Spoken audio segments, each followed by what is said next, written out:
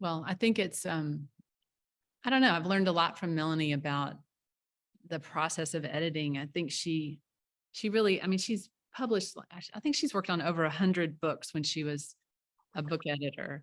And when you think about that many authors and that many points of view from people who are extremely creative, it's It's a lot.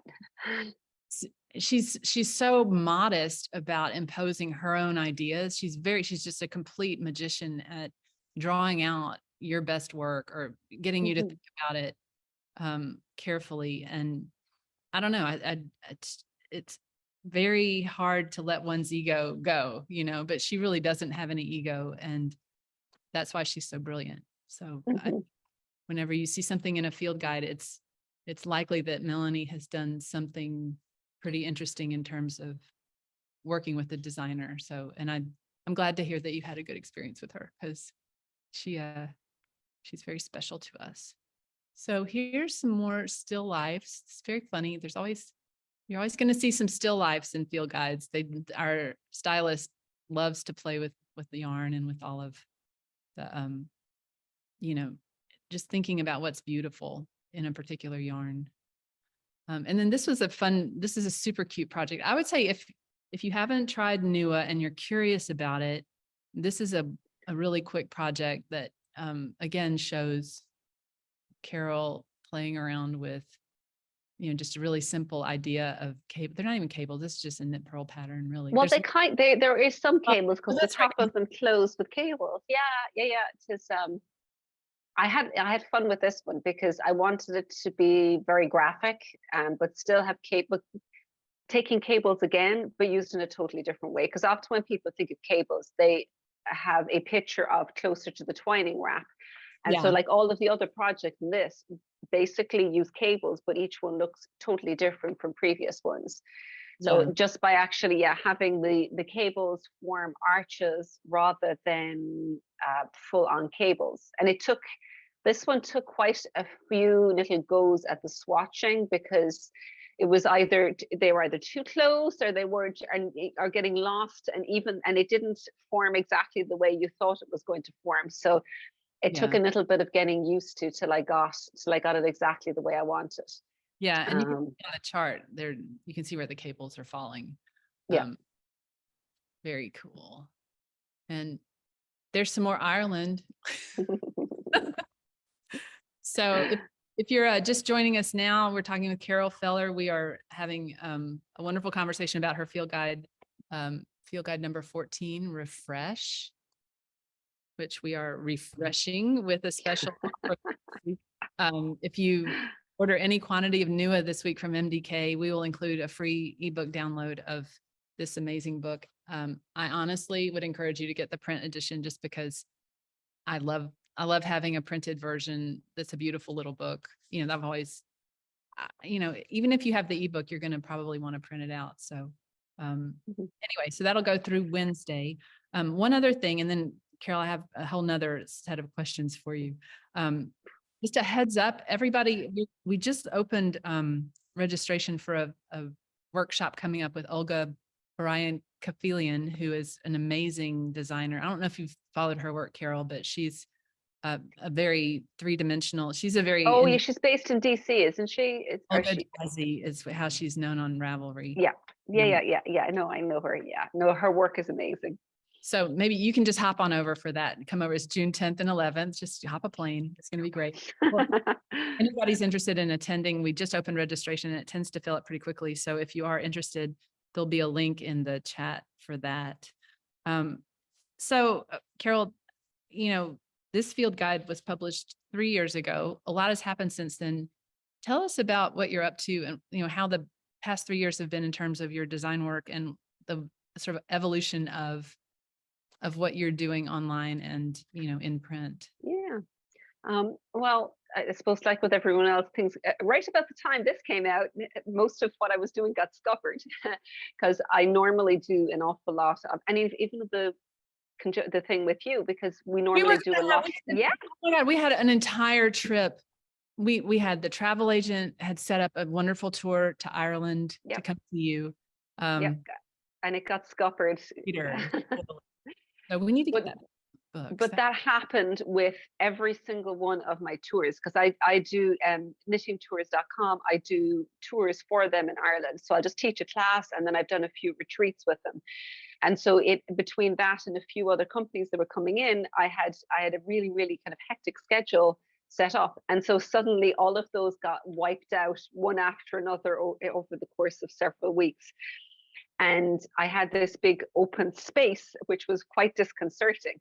And so what ended up kind of inadvertently happening is a lot of the things that I was doing myself started growing. So initially I started doing clubs, things like the Celtic Knits Club, and then built the Seasons Club, where it's like yarn and my patterns and other people's patterns. And then I started building video workshops. Like some of them started with the clubs, but then it started growing to some of the other patterns as well. So it's become a really satisfying way for me to share patterns with knitters, because normally you'll have your pattern, you'll have maybe a yarn kit, or maybe just the pattern by itself. You put it out there and you're done. You'll talk a small bit on social media about how it goes together, but that often tended to be it.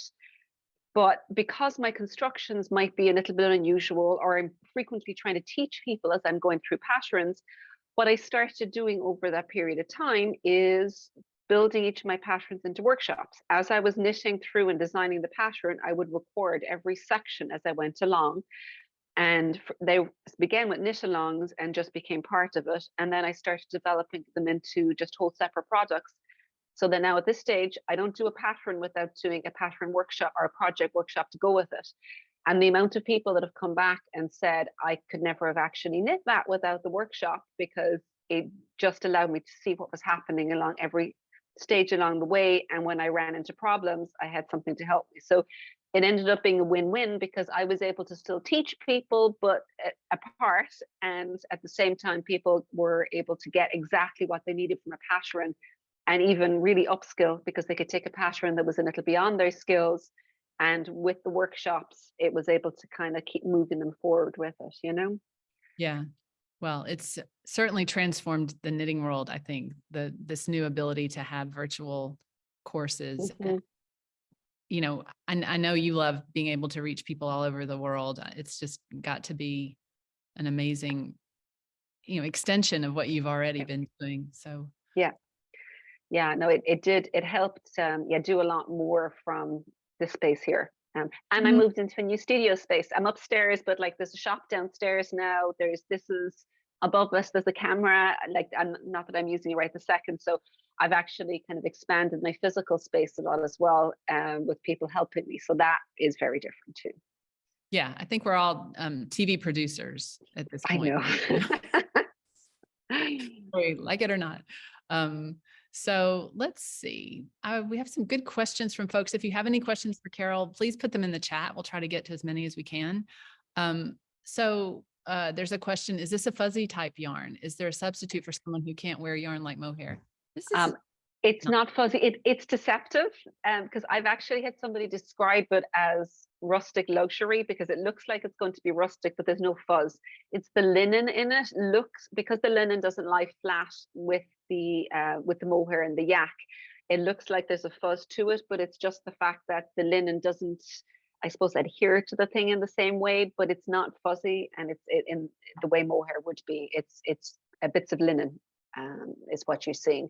Yeah. So I think most people can wear it. Like even sensitive people tend to be able to find it quite comfortable next to their skin. Agree. Susie would like to know what sweater you're wearing.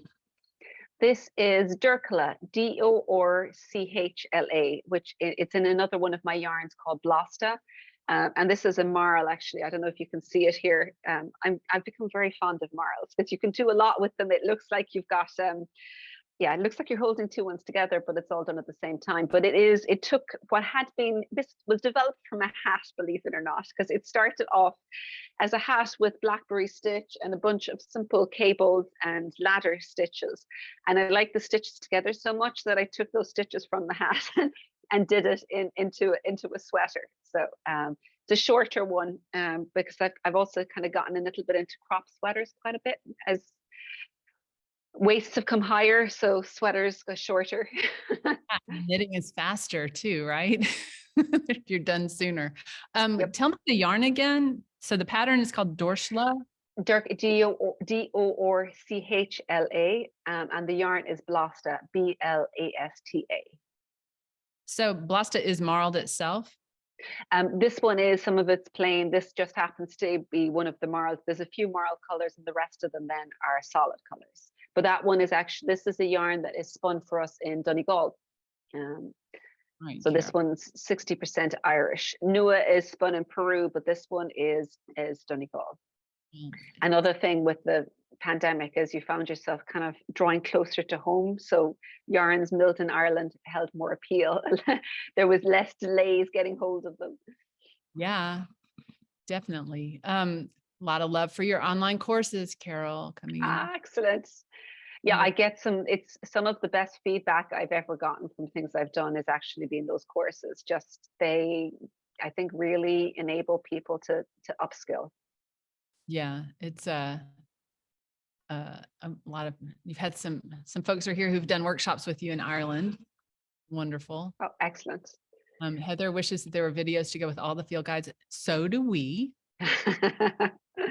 Next job, next job. There you go.